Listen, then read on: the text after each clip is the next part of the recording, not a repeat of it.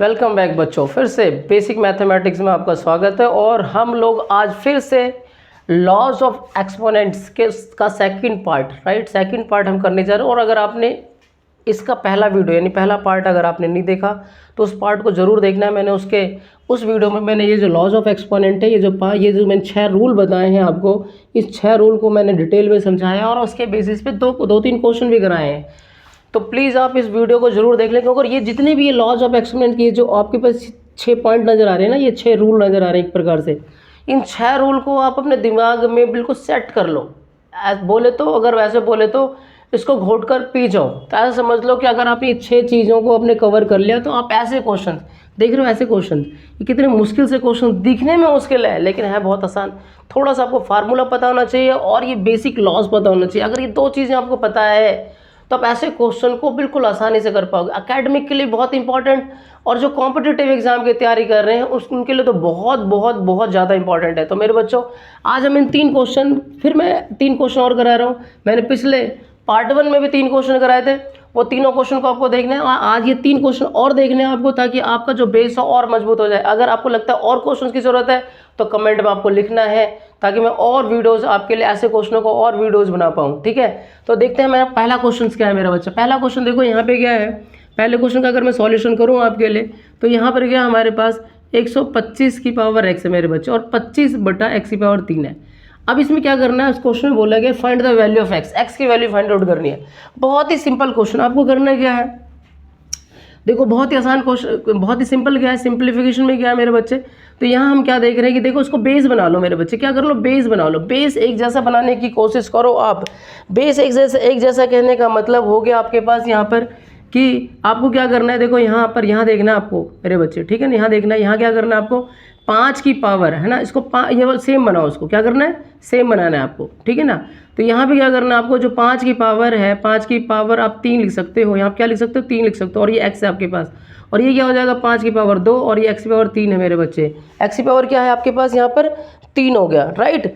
तो अब यहाँ हम क्या देख सकते हैं, यहाँ पर, और यहाँ पे अगर आप देखो तो 5 की पावर क्या हो जाएगा, 3x हो जाएगा। और ये क्या हो जाएगा, 5 की पावर, देखो क्योंकि यहाँ पे देखो पावर की पावर है, तो यहाँ पे हमारा कौन सा रूल अप्लाई हो रहा है, रूल नंबर 2। पावर की पावर आपस में क्या होता है, मल्टीप्लाई हो जाता है। तो यहाँ पे देखो मैं 5 की पावर 3 लिख दे, 125 को 5 की पावर 3 के फॉर्म में लिख दिया, तो पावर की पावर आपस में क्या हो जाएगा, मल्टीप्लाई हो जाएगा, और 5 की पावर 3x बन जाएगा। और यहाँ क्या होगा, यहाँ जो रूल जो लॉज अप्लाई हो रहा है वो कैसे अप्लाई हो रहा है, ये आपके पास a/a वाला ना, बेस सेम है कि बेस बिल्कुल भी ठीक है। बेस अगर सेम भी ना हो तो भी क्या है आपके पास, क्या कर सकते हैं हम यहाँ पर, 1 मिनट, तो ये आपके पास यहाँ पर हम डिवाइड कर सकते हैं।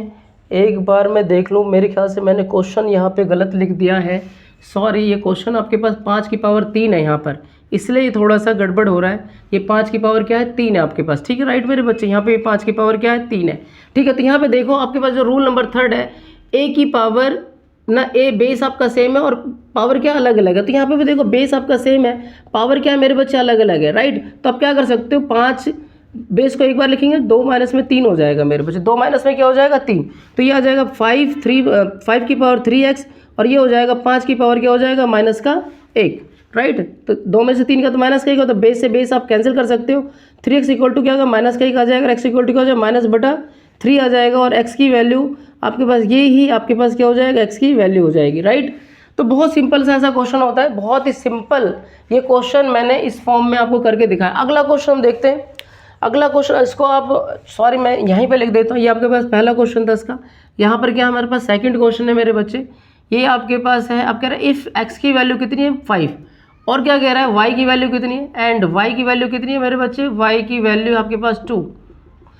अब वो क्या कह रहा है आपके पास, देखो बहुत ही सिंपल, x की पावर y है और y की पावर x है, और इसकी पावर क्या, -1 है ना। पहला पार्ट 1 इसको सॉल्व करना है। तो बहुत ही सिंपल, देखो x की पावर 5, तो आपको क्या करना है, x की जगह पे देखो, यहाँ x है, इसकी जगह पे 5 लिख दो, y की पावर 2 लिख दो यहाँ पर। y की इतना 2 है, तो और x की पावर कितनी है, x क्या है, 5 है, तो 5 लिख दो।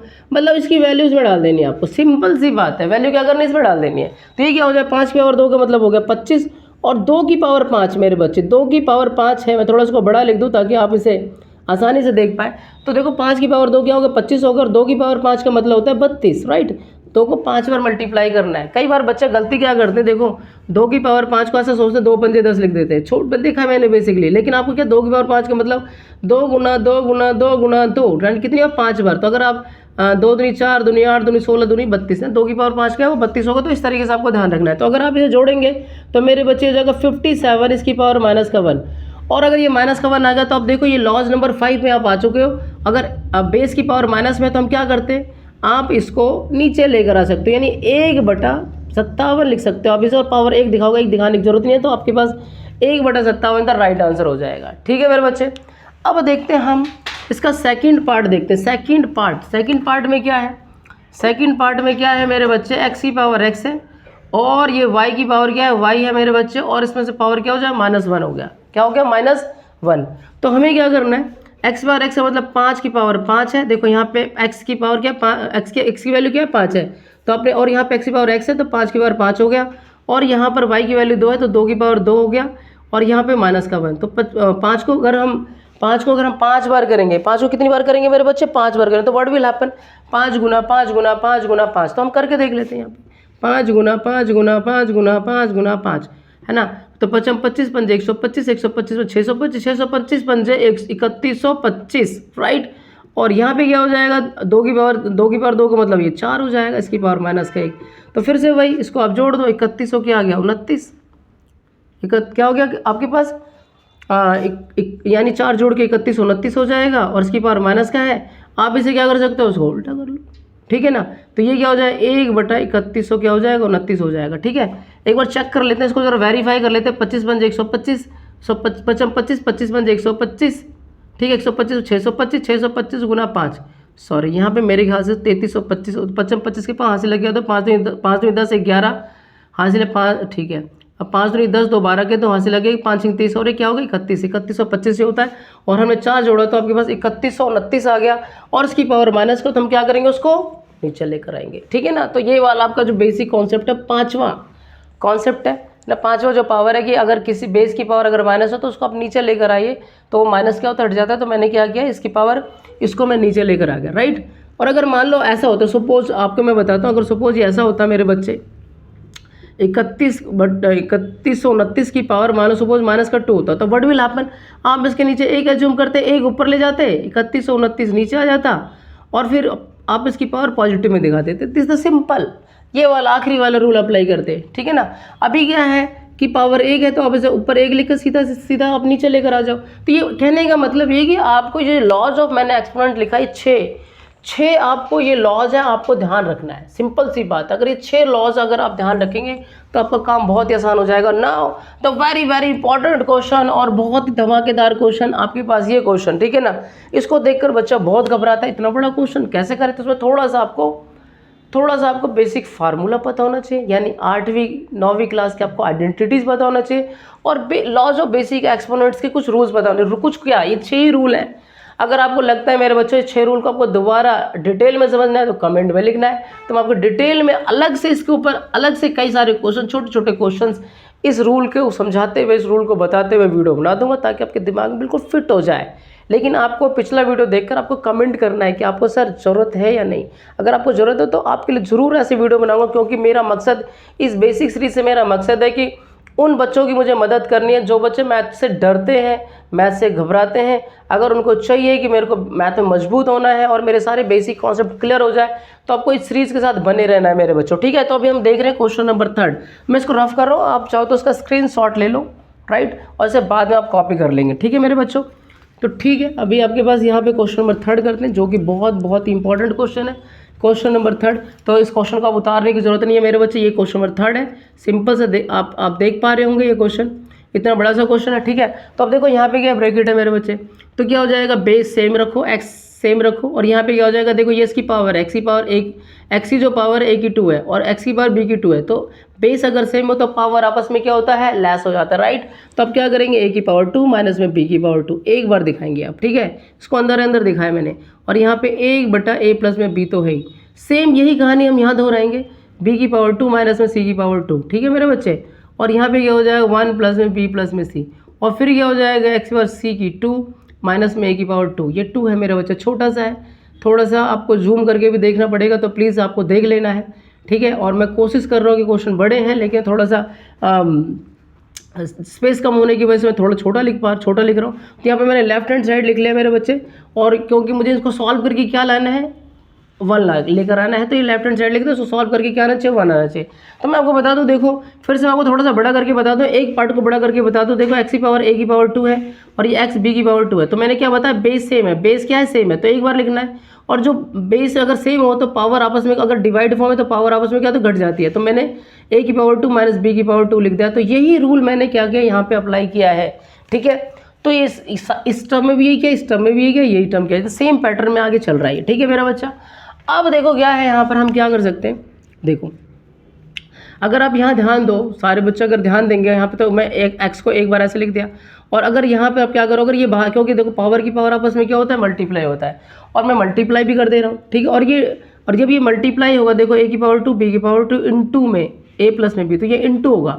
और साथ में हम क्या कर सकते हैं, इसको हम ब्रेक कर सकते हैं। a की पावर 2 माइनस में b की पावर 2 का क्या फार्मूला होता है मेरे बच्चे, a प्लस b और a माइनस में b। आपने सुना होगा, छोटी क्लासों में आपने सुना हुआ है, a प्लस बी, और a माइनस बी क्या देता है आपको, a का स्क्वायर माइनस में b का स्क्वायर। तो उसको इस फॉर्म में कन्वर्ट कर लेंगे। क्यों कर लेंगे, क्योंकि a प्लस बी, ये जो a प्लस बी है, इससे तोड़ने से और नीचे डिनोमिनेटर में a प्लस बी को कैंसिल इफेक्ट दे पाए।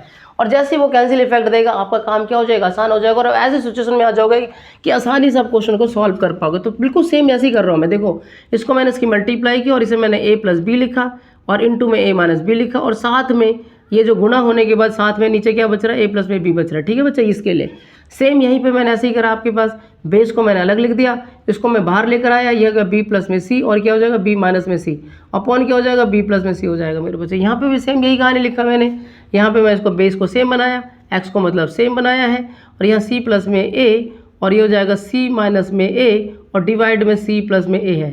तो फटाफट से मैंने इसको नहीं ए सी माइनस ए मैंने जल्दी से काटा, इसको गया, और ये b माइनस सी था, तो ये और ये गया, इसमें से a प्लस बी गया। तो क्या बच गया मेरे बच्चे, a एक्स की पावर a माइनस में b इंटू एक्स की पावर b माइनस में c इंटू एक्स की पावर c माइनस में a। बेस आपका सेम है, बेस आपका क्या है, सेम है, बेस आपका बिल्कुल सेम है, ठीक है। तो अगर बेस आपका सेम है तो ये सारी पावर इंटू में है। तो देखो यहाँ पे एक्सपोनेंट पहला जो रूल है वो लगाया जाएगा। अगर पावर सेम हो तो बेस अगर सेम हो तो उसकी पावर आपस में क्या होती है, उसकी पावर आपस में, यहाँ पे पावर क्या होती है, प्लस क्यू है, यहाँ पे ए पी प्लस में क्यू है, गलत लिखा होता है क्योंकि गुणा में घाते क्या होती है, जुड़ती है मेरे बच्चे, तो p प्लस क्यू लिखना है आपको। तो यहाँ पे घाते को क्या करना है, मेरे को जोड़ना है। तो मैंने जोड़ा a माइनस में b प्लस b माइनस में c प्लस c माइनस में a। तो क्या हो गया, माइनस का b कैंसिल हो गया, प्लस का a माइनस का a कैंसिल हो गया, माइनस का c और प्लस का c कैंसिल हो गया, तो x की पावर क्या आ गया, 0।